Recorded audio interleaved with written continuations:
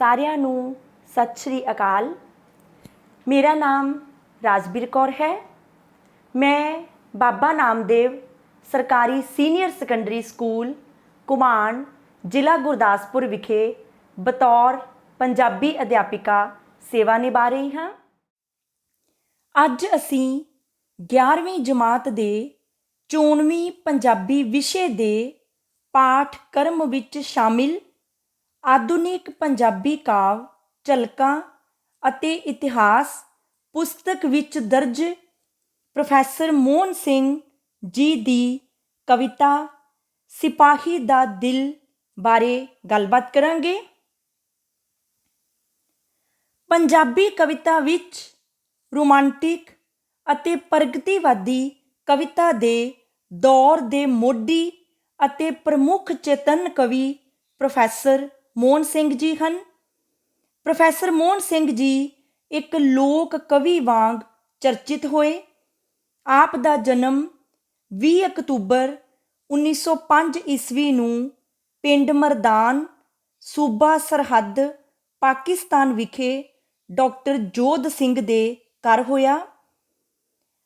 ਆਪ ਨੇ ਮੁੱਢਲੀ ਵਿੱਦਿਆ ਆਪਣੇ ਜੱਦੀ ਪਿੰਡ ਧਮਿਆਲ, ਜ਼ਿਲ੍ਹਾ ਰਾਵਲਪਿੰਡੀ ਤੋਂ ਪ੍ਰਾਪਤ ਕੀਤੀ। 1923 ਈਸਵੀ ਵਿੱਚ ਆਪ ਨੇ 10ਵੀਂ ਪਾਸ ਕੀਤੀ ਅਤੇ ਓਰੀਐਂਟਲ ਕਾਲਜ ਲਾਹੌਰ ਤੋਂ ਮੁਨਸ਼ੀ ਫਾਜ਼ਲ ਪਾਸ ਕੀਤੀ। ਕੁਝ ਸਮਾਂ ਆਪ ਖਾਨੇਵਾਲ ਦੇ ਹਾਈ ਸਕੂਲ ਵਿੱਚ ਅਧਿਆਪਕ ਰਹੇ। ਫਿਰ ਆਪ ਨੇ 1931 ਤੋਂ 33 ਈਸਵੀ ਵਿੱਚ ਫਾਰਸੀ ਦੀ MA ਪਾਸ ਕੀਤੀ ਅਤੇ ਖਾਲਸਾ ਕਾਲਜ ਸ੍ਰੀ ਅੰਮ੍ਰਿਤਸਰ ਸਾਹਿਬ ਵਿੱਚ ਫਾਰਸੀ ਦੇ ਪ੍ਰੋਫੈਸਰ ਲੱਗ ਗਏ। 1939 ਈਸਵੀ ਵਿੱਚ ਪ੍ਰੋਫੈਸਰ ਮੋਹਨ ਸਿੰਘ ਨੇ ਨੌਕਰੀ ਛੱਡ ਕੇ ਪੰਜ ਦਰਿਆ ਮਾਸਕ ਪੱਤਰ ਜਾਰੀ ਕੀਤਾ। ਪ੍ਰੋਫੈਸਰ ਮੋਹਨ ਸਿੰਘ ਜੀ ਨੇ ਕੋਈ 8 ਕਾਵਿ ਸੰਗ੍ਰਹਿ ਰਚੇ ਹਨ। ਆਪ ਜੀ ਦਾ ਸਭ ਤੋਂ ਪਹਿਲਾ ਕਾਵਿ ਸੰਗ੍ਰਹਿ ਚਾਰ ਹੰਝੂ ਸੀ, ਜਿਸ ਵਿੱਚ ਆਪ ਨੇ 4 ਕਵਿਤਾਵਾਂ ਨੂਰ ਜਹਾਨ, ਅਨਾਰਕਲੀ, ਬਸੰਤ ਅਤੇ ਰੱਬ ਛਪਵਾਈਆਂ। ਮਗਰੋਂ ਆਪ ਨੇ ਇਹ ਕਵਿਤਾਵਾਂ ਸਾਵੇ ਪੱਤਰ ਕਾਵਿ ਸੰਗ੍ਰਹਿ ਵਿੱਚ ਵੀ ਛਾਪ ਦਿੱਤੀਆਂ। ਇਸ ਤੋਂ ਬਾਅਦ ਆਪ ਨੇ ਕਸੁੰਬੜਾ, ਅਦਵਾਟੇ, ਕੱਚ ਸੱਚ, ਆਵਾਜ਼ਾਂ ਅਤੇ ਵੱਡਾ ਵੇਲਾ ਕਾਵਿ ਸੰਗ੍ਰਹਿ ਲਿਖੇ। ਪ੍ਰੋਫੈਸਰ ਮੋਹਨ ਸਿੰਘ ਛੋਟੀ ਕਵਿਤਾ ਦੇ ਮਹਾਨ ਕਵੀ ਹਨ। ਆਪ ਨੇ ਛੋਟੀਆਂ ਕਵਿਤਾਵਾਂ ਵਿੱਚ ਬੜੀ ਨਿਪੁੰਨਤਾ ਨਾਲ ਨਿੱਜੀ ਭਾਵ ਭਰੇ ਹਨ। ਪ੍ਰੋਫੈਸਰ ਮੋਹਨ ਸਿੰਘ ਇੱਕ ਗੀਤਕਾਰ ਦੇ ਤੌਰ 'ਤੇ ਵੀ ਉੱਚਾ ਸਥਾਨ ਰੱਖਦੇ ਹਨ। ਆਪ ਦੇ ਗੀਤਾਂ ਵਿੱਚ ਸਰਲਤਾ, ਰਾਗ, ਆਪ ਮੁਹਾਰਤਾ ਅਤੇ ਜਜ਼ਬੇ ਦੀ ਬਹੁਲਤਾ ਵਰਗੇ ਗੁਣ ਹਨ। ਕਵਿਤਾ ਤੋਂ ਬਿਨਾਂ ਪ੍ਰੋਫੈਸਰ ਮੋਹਨ ਸਿੰਘ ਨੇ ਕਹਾਣੀ ਸੰਗ੍ਰਹਿ ਵੀ ਲਿਖਿਆ ਹੈ। ਆਪ ਜੀ ਦੇ ਕਹਾਣੀ ਸੰਗ੍ਰਹਿ ਦਾ ਨਾਂ ਹੈ ਨਿੱਕੀ ਨਿੱਕੀ ਵਾਸ਼ਨਾ।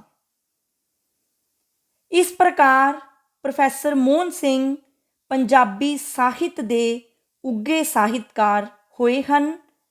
ਆਪ ਜੀ ਨੇ ਦੇਸ਼ ਪਿਆਰ ਅਤੇ ਦੇਸ਼ ਭਗਤੀ ਦੇ ਜਜ਼ਬੇ ਨਾਲ ਪਾਠਕਾਂ ਨੂੰ ਝੰਜੋੜਿਆ।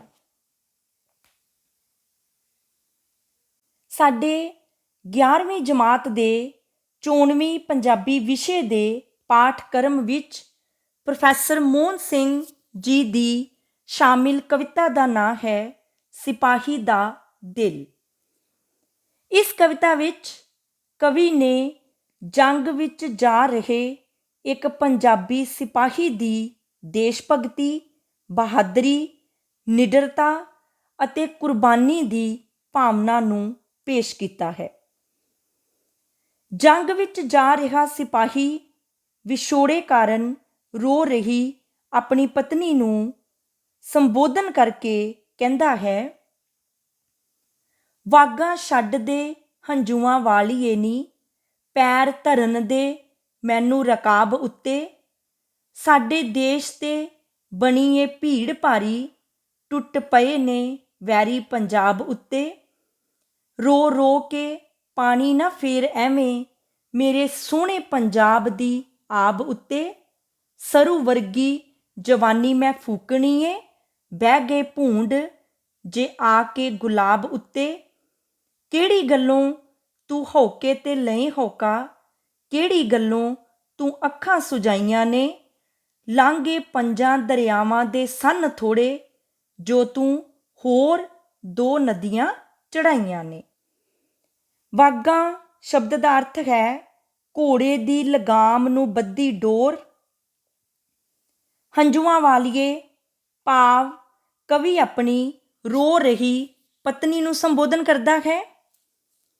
ਰਕਾਬ ਸ਼ਬਦ ਦਾ ਅਰਥ ਹੈ ਘੋੜੇ ਦੀ ਕਾਠੀ ਦੇ ਤਸਮੇ ਨਾਲ ਬੱਧਾ ਪੈਰ ਰੱਖਣ ਵਾਲਾ ਕੁੰਡਲ। ਭੀੜ ਬਣਨੀ ਭਾਵ ਮੁਸ਼ਕਿਲ ਬਣਨੀ। ਭੂੰਡ ਸ਼ਬਦ ਦਾ ਅਰਥ ਹੈ ਇੱਕ ਕਿਸਮ ਦਾ ਡੰਗ ਮਾਰਨ ਵਾਲਾ ਉੱਡਦਾ ਕੀੜਾ। ਅੱਖਾਂ ਸੁਜਾਉਣਾ ਭਾਵ ਨਾਰਾਜ਼ਗੀ ਨਾਲ ਰੋਣਾ। ਲਾਂਘੇ ਸ਼ਬਦ ਦਾ ਅਰਥ ਹੈ ਲੰਘਣ ਦੀ ਥਾਂ ਜਾਂ ਰਸਤੇ ਜਾਂ ਮਾਰਗ। ਜੰਗ ਵਿੱਚ ਜਾ ਰਿਹਾ ਸਿਪਾਹੀ ਵਿਛੋੜੇ ਕਾਰਨ ਰੋ ਰਹੀ ਆਪਣੀ ਪਤਨੀ ਨੂੰ ਸੰਬੋਧਨ ਕਰਕੇ ਕਹਿੰਦਾ ਹੈ, ਹੇ ਮੇਰੀ ਅੱਥਰੂ ਭਰ ਕੇ ਰੋ ਰਹੀ ਪਿਆਰੀ ਪਤਨੀ, ਤੂੰ ਮੈਨੂੰ ਇਸ ਤਰ੍ਹਾਂ ਰੋ ਰੋ ਕੇ ਨਾ ਰੋਕ, ਸਗੋਂ ਮੇਰੇ ਘੋੜੇ ਦੀਆਂ ਵਾਗਾਂ ਛੱਡ ਦੇ ਅਤੇ ਮੈਨੂੰ ਰਕਾਬ ਉੱਪਰ ਪੈਰ ਰੱਖ ਕੇ ਘੋੜੇ ਉੱਪਰ ਸਵਾਰ ਹੋ ਕੇ ਜੰਗ ਵਿੱਚ ਜਾਣ ਦੇ। ਦੇਖ, ਸਾਡੇ ਦੇਸ਼ ਉੱਪਰ ਬੜਾ ਔਖਾ ਸਮਾਂ ਆਇਆ ਹੈ। ਸਾਡੇ ਦੁਸ਼ਮਣ ਮੇਰੇ ਪਿਆਰੇ ਪੰਜਾਬ ਨੂੰ ਹੜੱਪ ਕਰਨ ਲਈ ਟੁੱਟ ਕੇ ਆ ਗਏ ਹਨ। ਤੂੰ ਇਸ ਤਰ੍ਹਾਂ ਰੋ ਰੋ ਕੇ ਪੰਜਾਬ ਦੀ ਸੋਹਣੀ ਸ਼ਾਨ ਨੂੰ ਖਰਾਬ ਨਾ ਕਰ। ਪੰਜਾਬੀਆਂ ਦਾ ਕੰਮ ਹੀ ਦੇਸ਼ ਦੀ ਰਾਖੀ ਖਾਤਰ ਮਰ ਮਿਟਣਾ ਹੈ। ਜੇਕਰ ਮੇਰੇ ਦੇਸ਼ ਰੂਪੀ ਗੁਲਾਬ ਉੱਪਰ ਵੈਰੀਆਂ ਦੇ ਭੁੰਡਾਂ ਨੇ ਹਮਲਾ ਕਰ ਦਿੱਤਾ ਹੈ ਅਤੇ ਮੈਂ ਉਸ ਦੀ ਉਹਨਾਂ ਵੈਰੀਆਂ ਤੋਂ ਰਾਖੀ ਨਹੀਂ ਕਰ ਸਕਦਾ, ਤਾਂ ਮੈਂ ਇਸ ਸਰੂ ਵਰਗੀ ਅਹਿਲ ਜਵਾਨੀ ਨੂੰ ਕੀ ਕਰਨਾ ਹੈ। ਤੂੰ ਦੱਸ, ਐਵੇਂ ਕਿਉਂ ਹੌਕੇ ਤੇ ਹੌਕਾ ਲੈ ਰਹੀ ਹੈ? ਕਿਉਂ ਮੇਰੇ ਨਾਲ ਨਾਰਾਜ਼ ਹੋ ਕੇ ਤੂੰ ਅੱਥਰੂ ਵਹਾ ਵਹਾ ਕੇ ਅੱਖਾਂ ਸੁਜਾ ਲਈਆਂ ਹਨ? ਕੀ ਪੰਜਾਬ ਵਿੱਚ ਅੱਗੇ ਪੰਜਾਂ ਦਰਿਆਵਾਂ ਨੂੰ ਪਾਰ ਕਰਨਾ ਕੋਈ ਸੌਖਾ ਸੀ ਕਿ ਤੂੰ ਅੱਖਾਂ ਵਿੱਚੋਂ ਅੱਥਰੂ ਵਹਾ ਵਹਾ ਕੇ ਦੋ ਹੋਰ ਨਦੀਆਂ ਚੜ੍ਹਾ ਦਿੱਤੀਆਂ ਹਨ? ਤੈਨੂੰ ਹੌਸਲਾ ਕਰਨਾ ਚਾਹੀਦਾ ਹੈ ਅਤੇ ਮੈਨੂੰ ਦੇਸ਼ ਦੀ ਖਾਤਰ ਵੈਰੀਆਂ ਨਾਲ ਲੜਨ ਲਈ ਜਾਣ ਦੇਣਾ ਚਾਹੀਦਾ ਹੈ। ਆਪਣੇ ਦੇਸ਼ ਉੱਪਰ ਹੋਏ ਵੈਰੀਆਂ ਦੇ ਹਮਲੇ ਦਾ ਮੂੰਹ ਭੰਨਣ ਲਈ ਜੰਗ ਵਿੱਚ ਜਾ ਰਿਹਾ ਸਿਪਾਹੀ ਵਿਛੋੜੇ ਕਾਰਨ ਰੋ ਰਹੀ ਆਪਣੀ ਪਤਨੀ ਨੂੰ ਕਹਿੰਦਾ ਹੈ, ਫੂਹੀ ਫੂਹੀ ਨੂੰ ਸਹਿਕਦੇ ਵੀਰ ਮੇਰੇ, ਕੀ ਕਰਾਂ ਮੈਂ ਦੁੱਧਾਂ ਛੁਹਾਰਿਆਂ ਨੂੰ। ਸਾਥੀ ਤੜਫਦੇ ਪਏ ਨੇ ਖਾਕ ਅੰਦਰ, ਪੱਛੀ ਲਾਵਾਂ ਮੈਂ ਮਹਿਲਾਂ ਚੁਬਾਰਿਆਂ ਨੂੰ। ਫੌਜੀ ਵਾਜਿਆਂ ਆਣ ਕਨਘੋਰ ਪਾਈ, ਲੱਗ ਰਿਹਾ ਏ ਡੱਗਾ ਨਗਾਰਿਆਂ ਨੂੰ। ਮੇਰੇ ਘੋੜੇ ਵੀ ਚੁੱਕ ਲੈ ਕੰਨ ਦੋਵੇਂ, ਦੇਖ ਇਹਦਿਆਂ ਖੁਰਾਂ ਫੁੰਕਾਰਿਆਂ ਨੂੰ। ਡੋਲੇ ਫਰਕਦੇ ਪਏ ਨੇ ਅੱਜ ਮੇਰੇ, ਜੋਸ਼ ਨਾਲ ਪਈ ਕੰਬਦੀ ਜਾਨ ਮੇਰੀ। ਜੀਭਾਂ ਕੱਢਦੇ ਪਏ ਨੇ ਤੀਰ ਗਿੱਠ ਗਿੱਠ, ਪਈ ਆਕੜਾਂ ਭੰਨਦੀ ਕਮਾਨ ਮੇਰੀ। ਫੂਹੀ ਫੂਹੀ ਨੂੰ ਸਹਿਕਦੇ ਭਾਵ ਕਣੀ ਕਣੀ ਨੂੰ ਸਹਿਕਦੇ। ਖਾਕ ਸ਼ਬਦ ਦਾ ਅਰਥ ਹੈ ਮਿੱਟੀ। ਪੱਛੀ ਲਾਉਣੀ ਭਾਵ ਅੱਗ ਲਾਉਣੀ। ਘਨਘੋਰ ਸ਼ਬਦ ਦਾ ਅਰਥ ਹੈ ਬੱਦਲਾਂ ਦਾ ਗਰਜਣਾ। ਕੰਨ ਚੁੱਕਣੇ ਭਾਵ ਚੁਕੰਨੇ ਹੋ ਜਾਣਾ। ਵੈਰੀਆਂ ਦੇ ਹਮਲੇ ਦਾ ਮੂੰਹ ਭੰਨਣ ਲਈ ਜੰਗ ਵਿੱਚ ਜਾ ਰਿਹਾ ਸਿਪਾਹੀ ਆਪਣੀ ਪਤਨੀ ਨੂੰ ਕਹਿੰਦਾ ਹੈ, ਹੇ ਪਿਆਰੀ, ਮੈਂ ਇੱਥੇ ਦੁੱਧ ਛੁਆਰੇ ਆਦਿ ਸੁਆਦਲੇ ਪਦਾਰਥ ਖਾ ਕੇ ਕੀ ਕਰਾਂ, ਜਦ ਕਿ ਮੇਰੇ ਜੰਗ ਵਿੱਚ ਗਏ ਵੀਰ ਦੇਸ਼ ਦੀ ਮਿੱਟੀ ਦੀ ਇੱਕ ਇੱਕ ਕਣੀ ਦੀ ਰਾਖੀ ਲਈ ਤੜਫ ਰਹੇ ਹਨ। ਜਦੋਂ ਜੰਗ ਵਿੱਚ ਲੜ ਰਹੇ ਮੇਰੇ ਸਾਥੀ ਮਰ ਮਰ ਕੇ ਮਿੱਟੀ ਵਿੱਚ ਰੁਲ ਰਹੇ ਹਨ, ਤਾਂ ਕੀ ਮੈਂ ਇਹਨਾਂ ਮਹਿਲਾਂ ਚੁਬਾਰਿਆਂ ਨੂੰ ਅੱਗ ਲਾਉਣੀ ਹੈ? ਅਰਥਾਤ ਜਦੋਂ ਮੇਰੇ ਸਾਥੀ ਜੰਗ ਵਿੱਚ ਮਰ ਰਹੇ ਹਨ ਤਾਂ ਮੈਂ ਸੁੱਖ ਆਰਾਮ ਦਾ ਜੀਵਨ ਬਤੀਤ ਨਹੀਂ ਕਰ ਸਕਦਾ। ਦੇਖ, ਫੌਜੀ ਵਾਜੇ ਬੱਦਲਾਂ ਵਾਂਗ ਗੱਜ ਰਹੇ ਹਨ। ਜੰਗ ਦੇ ਨਗਾਰਿਆਂ ਉੱਪਰ ਡਗਾ ਵੱਜ ਗਿਆ ਹੈ। ਮੇਰਾ ਘੋੜਾ ਵੀ ਕੰਨ ਖੜੇ ਕਰਕੇ ਜੰਗ ਵਿੱਚ ਜਾਣ ਲਈ ਤਿਆਰ ਹੋ ਰਿਹਾ ਹੈ। ਦੇਖ, ਇਹ ਕਿਵੇਂ ਫੁੰਕਾਰੇ ਮਾਰ ਰਿਹਾ ਹੈ ਅਤੇ ਖੁਰ ਚੁੱਕ ਰਿਹਾ ਹੈ। ਅੱਜ ਦੁਸ਼ਮਣਾਂ ਨੂੰ ਦੇਸ਼ ਉੱਪਰ ਚੜ੍ਹਿਆ ਦੇਖ ਕੇ ਮੇਰੇ ਡੌਲੇ ਫਰਕ ਰਹੇ ਹਨ ਅਤੇ ਜੋਸ਼ ਨਾਲ ਮੇਰੀ ਜਾਨ ਕੰਬ ਰਹੀ ਹੈ। ਮੇਰੇ ਪੱਥੇ ਵਿਚਲੇ ਤੀਰ ਗਿੱਠ ਗਿੱਠ ਜੀਭਾਂ ਕੱਢ ਕੇ ਦੁਸ਼ਮਣਾਂ ਨੂੰ ਮਾਰਨ ਲਈ ਗੁੱਸੇ ਵਿੱਚ ਆ ਰਹੇ ਹਨ ਅਤੇ ਮੇਰੀ ਕਮਾਨ ਵੀ ਆਕੜਾਂ ਭੰਨਦੀ ਹੋਈ ਦੁਸ਼ਮਣਾਂ ਉੱਪਰ ਤੀਰਾਂ ਦੀ ਵਰਖਾ ਕਰਨ ਲਈ ਤਤਪਰ ਹੋਈ ਪਈ ਹੈ।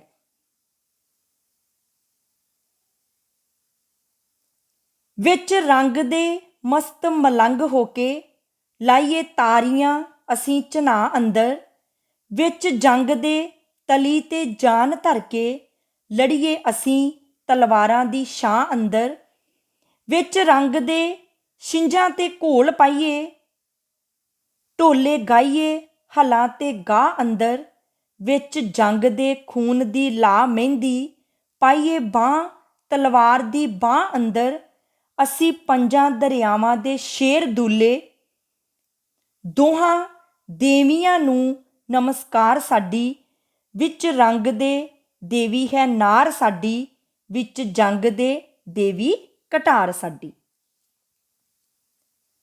ਮਸਤ ਮਲੰਗ ਭਾਵ ਬੇਪਰਵਾਹ, ਤਲੀ ਤੇ ਜਾਨ ਧਰ ਕੇ ਭਾਵ ਜਾਨ ਦੀ ਪਰਵਾਹ ਨਾ ਕਰਦੇ ਹੋਏ, ਤਲਵਾਰਾਂ ਦੀ ਛਾਂ ਅੰਦਰ ਭਾਵ ਤਲਵਾਰਾਂ ਦੀ ਭਿਆਨਕ ਲੜਾਈ। ਛਿੰਝਾਂ ਸ਼ਬਦ ਦਾ ਅਰਥ ਹੈ ਪਿੰਡਾਂ ਵਿੱਚ ਘੋਲ ਕਬੱਡੀਆਂ ਕਰਨ ਵਾਲੀ ਥਾਂ। ਗਾਹ ਸ਼ਬਦ ਦਾ ਅਰਥ ਹੈ ਪਿੰਡ ਵਿੱਚ ਕਣਕ ਦਾ ਗਾਹ। ਦੋਹਾਂ ਦੇਵੀਆਂ ਨੂੰ ਭਾਵ ਨਾਰੀ ਅਤੇ ਤਲਵਾਰ ਨੂੰ। ਨਾਰ ਸ਼ਬਦ ਦਾ ਅਰਥ ਹੈ ਇਸਤਰੀ। ਕਟਾਰ ਸ਼ਬਦ ਦਾ ਅਰਥ ਹੈ ਇੱਕ ਦੂਧਾਰਾ ਛੋਟਾ ਹਥਿਆਰ। ਆਪਣੇ ਦੇਸ਼ ਉੱਪਰ ਹੋਏ ਵੈਰੀਆਂ ਦੇ ਹਮਲੇ ਦਾ ਮੂੰਹ ਭੰਨਣ ਲਈ ਜੰਗ ਵਿੱਚ ਜਾਨ ਦੇਣ ਲਈ ਤਿਆਰ ਹੋਇਆ ਸਿਪਾਹੀ ਵਿਛੋੜੇ ਕਾਰਨ ਰੋ ਰਹੀ ਆਪਣੀ ਪਤਨੀ ਨੂੰ ਹੌਸਲਾ ਦਿੰਦਾ ਹੋਇਆ ਆਖਦਾ ਹੈ, ਹੇ ਪਿਆਰੀ, ਅਸੀਂ ਅਮਨ ਦੇ ਦਿਨਾਂ ਵਿੱਚ ਜਦੋਂ ਖੁਸ਼ੀ ਮਾਣ ਰਹੇ ਹੁੰਦੇ ਹਾਂ ਤਾਂ ਅਸੀਂ ਰੰਗਾਂ ਤੇ ਖੁਸ਼ੀਆਂ ਵਿੱਚ ਮਸਤ ਮਲੰਗ ਹੋ ਕੇ ਚਨਾਹ ਦਰਿਆ ਵਿੱਚ ਤਾਰੀਆਂ ਲਾਉਂਦੇ ਹਾਂ ਅਤੇ ਪ੍ਰੀਤਾਂ ਭਾਲਦੇ ਹਾਂ। ਪਰ ਜਦੋਂ ਦੇਸ਼ ਉੱਪਰ ਕੋਈ ਵੈਰੀ ਹਮਲਾ ਕਰਦਾ ਹੈ ਤਾਂ ਅਸੀਂ ਤਲਵਾਰਾਂ ਦੀ ਭਿਆਨਕ ਲੜਾਈ ਵਿੱਚ ਕੁੱਦ ਪੈਂਦੇ ਹਾਂ ਅਤੇ ਜਾਨ ਤਲੀ ਉੱਪਰ ਧਰ ਕੇ ਲੜਦੇ ਹਾਂ। ਅਮਨ ਅਤੇ ਸ਼ਾਂਤੀ ਦੇ ਦਿਨਾਂ ਵਿੱਚ ਅਸੀਂ ਘੋਲ ਘੁਲਦੇ ਹਾਂ ਅਤੇ ਛਿੰਝਾਂ ਪਾਉਂਦੇ ਹਾਂ। ਇਸ ਸਮੇਂ ਅਸੀਂ ਹਲ ਵਾਹੁੰਦੇ ਅਤੇ ਪਿੜਾਂ ਵਿੱਚ ਗਾਹ ਪਾਉਂਦੇ ਹੋਏ ਮਾਹੀਏ ਤੇ ਢੋਲੇ ਗਾਉਂਦੇ ਹਾਂ। ਪਰ ਜਦੋਂ ਸਾਡੇ ਦੇਸ਼ ਦੇ ਦੁਸ਼ਮਣ ਵੈਰੀ ਨਾਲ ਜੰਗ ਲੱਗ ਜਾਂਦੀ ਹੈ ਤਾਂ ਅਸੀਂ ਹੱਥਾਂ ਉੱਤੇ ਖੂਨ ਦੀ ਮਹਿੰਦੀ ਲਾ ਕੇ ਤਲਵਾਰਾਂ ਨਾਲ ਆਮੋ ਸਾਹਮਣੇ ਲੜਾਈ ਕਰਦੇ ਹਾਂ। ਅਸੀਂ ਪੰਜਾਂ ਦਰਿਆਵਾਂ ਦੇ ਦੇਸ਼ ਪੰਜਾਬ ਦੇ ਦੂਲੇ ਸ਼ੇਰ ਹਾਂ। ਅਸੀਂ ਦੋਹਾਂ ਦੇਵੀਆਂ ਨਾਰੀ ਅਤੇ ਤਲਵਾਰ ਨੂੰ ਨਮਸਕਾਰ ਕਰਦੇ ਹਾਂ। ਅਮਨ ਤੇ ਸ਼ਾਂਤੀ ਦੇ ਸਮਿਆਂ ਵਿੱਚ ਅਸੀਂ ਇਸਤਰੀ ਨੂੰ ਦੇਵੀ ਸਮਝ ਕੇ ਉਸ ਦੀ ਪੂਜਾ ਕਰਦੇ ਹਾਂ, ਪਰ ਜੰਗ ਦੇ ਦਿਨਾਂ ਵਿੱਚ ਅਸੀਂ ਕਟਾਰ ਨੂੰ ਦੇਵੀ ਸਮਝ ਕੇ ਉਸ ਦੀ ਪੂਜਾ ਕਰਦੇ ਹਾਂ, ਅਰਥਾਤ ਹਥਿਆਰਾਂ ਦੀ ਵਰਤੋਂ ਨਾਲ ਦੁਸ਼ਮਣ ਦਾ ਨਾਸ਼ ਕਰਦੇ ਹਾਂ। ਵਿੱਚ ਜੰਗ ਦੇ ਭਾਵੇਂ ਮੈਂ ਚੱਲਿਆ ਹਾਂ, ਤਾਂ ਵੀ ਰਕਸਾਂ ਤੇਰਾ ਮੈਂ ਖਿਆਲ ਪਿਆਰੀ, ਬੁੰਦੇ ਸਮਝ ਕੇ ਤੇਰੇ ਮੈਂ ਸ਼ਰਿਆਂ ਨੂੰ, ਲਾਸਾਂ ਕੁੱਟ ਕਲੇਜੇ ਦੇ ਨਾਲ ਪਿਆਰੀ, ਧੂਆਂ ਵੇਖ ਕੇ ਤੋਪਾਂ ਚੋਂ ਪੇਚ ਖਾਧਾ, ਤੇਰੇ ਸਮਝ ਸਾਂ ਘੁੰਗਰੇ ਵਾਲ ਪਿਆਰੀ, ਤੇਰੇ ਪਲਕਾਂ ਦੀ ਯਾਦ ਵਿੱਚ ਤੀਰ ਖਾਸਾਂ, ਹਾਥੀ ਵੇਖ ਚਿਤਾਰਸਾਂ ਚਾਲ ਪਿਆਰੀ, ਜੇ ਮੈਂ ਜਿਉਂਦਾ ਜਾਗਦਾ ਪਰਤ ਆਇਆ, ਰੱਖ ਸਾਈਂ ਦੀ ਮੈਨੂੰ ਬੁਲਾ ਛੱਡੀ, ਨਹੀਂ ਤਾਂ ਪੁੱਤ ਜਦ ਮੇਰਾ ਜਵਾਨ ਹੋਇਆ, ਤੇਗ ਉਸ ਨੂੰ ਮੇਰੀ ਫੜਾ ਛੱਡੀ। ਰਕਸਾਂ ਸ਼ਬਦ ਦਾ ਅਰਥ ਹੈ ਰੱਖਾਂਗਾ। ਲਾਸਾਂ ਸ਼ਬਦ ਦਾ ਅਰਥ ਹੈ ਲਾਵਾਂਗਾ। ਸਮਝਸਾਂ ਸ਼ਬਦ ਦਾ ਅਰਥ ਹੈ ਸਮਝਾਂਗਾ। ਘੁੰਗਰੇ ਸ਼ਬਦ ਦਾ ਅਰਥ ਹੈ ਘੁੰਗਰਾਲੇ। ਖਾਸਾਂ ਸ਼ਬਦ ਦਾ ਅਰਥ ਹੈ ਖਾਵਾਂਗਾ। ਚਿਤਾਰਸਾਂ ਸ਼ਬਦ ਦਾ ਅਰਥ ਹੈ ਚੇਤੇ ਕਰਾਂਗਾ। ਰੱਖ ਸਾਈਂ ਦੀ ਭਾਵ ਰੱਬ ਰਖਵਾਲੀ ਕਰਦਾ ਹੈ। ਤੇਗ ਸ਼ਬਦ ਦਾ ਅਰਥ ਹੈ ਤਲਵਾਰ। ਆਪਣੇ ਦੇਸ਼ ਉੱਪਰ ਹੋਏ ਵੈਰੀਆਂ ਦੇ ਹਮਲੇ ਦਾ ਮੂੰਹ ਭੰਨਣ ਲਈ ਜੰਗ ਵਿੱਚ ਜਾਣ ਲਈ ਤਿਆਰ ਹੋਇਆ ਸਿਪਾਹੀ ਵਿਛੋੜੇ ਵਿੱਚ ਰੋ ਰਹੀ ਆਪਣੀ ਪਤਨੀ ਨੂੰ ਹੌਸਲਾ ਦਿੰਦਾ ਹੋਇਆ ਕਹਿੰਦਾ ਹੈ, ਭਾਵੇਂ ਮੈਂ ਜੰਗ ਵਿੱਚ ਜਾ ਰਿਹਾ ਹਾਂ, ਪਰ ਫਿਰ ਵੀ ਮੈਂ ਹਰ ਵੇਲੇ ਤੇਰਾ ਖਿਆਲ ਰੱਖਾਂਗਾ। ਬੰਦੂਕਾਂ ਦੇ ਸ਼ਰਿਆਂ ਨੂੰ ਮੈਂ ਤੇਰੇ ਕੰਨਾਂ ਦੇ ਬੁੰਦੇ ਸਮਝ ਕੇ ਕੁੱਟ ਕੇ ਕਲੇਜੇ ਨਾਲ ਲਾਵਾਂਗਾ। ਮੈਂ ਗੋਲੇ ਚਲਾ ਰਹੀ ਤੋਪ ਦੇ ਮੂੰਹ ਵਿੱਚੋਂ ਨਿਕਲਦਾ ਪੇਚ ਖਾਂਦਾ ਧੂੰਆਂ ਦੇਖ ਕੇ ਉਸ ਨੂੰ ਤੇਰੇ ਘੁੰਗਰਾਲੇ ਵਾਲ ਸਮਝਾਂਗਾ। ਮੈਂ ਤੇਰੀਆਂ ਸੁੰਦਰ ਪਲਕਾਂ ਦੀ ਯਾਦ ਵਿੱਚ ਤੀਰ ਖਾਵਾਂਗਾ, ਅਰਥਾਤ ਜਦੋਂ ਮੇਰੀ ਹਿੱਕ ਵਿੱਚ ਵੈਰੀ ਦੇ ਤੀਰ ਵੱਜਣਗੇ ਤਾਂ ਮੈਂ ਸਮਝਾਂਗਾ ਕਿ ਇਹ ਤਾਂ ਮੈਂ ਤੇਰੀਆਂ ਸੁੰਦਰ ਪਲਕਾਂ ਦੇ ਤੀਰਾਂ ਨਾਲ ਜ਼ਖਮੀ ਹੋ ਰਿਹਾ ਹਾਂ। ਜੰਗ ਵਿੱਚ ਮਸਤ ਹਾਥੀਆਂ ਨੂੰ ਵੇਖ ਕੇ ਮੈਨੂੰ ਤੇਰੀ ਮਸਤਾਨੀ ਤੋਰ ਦੀ ਯਾਦ ਆਵੇਗੀ।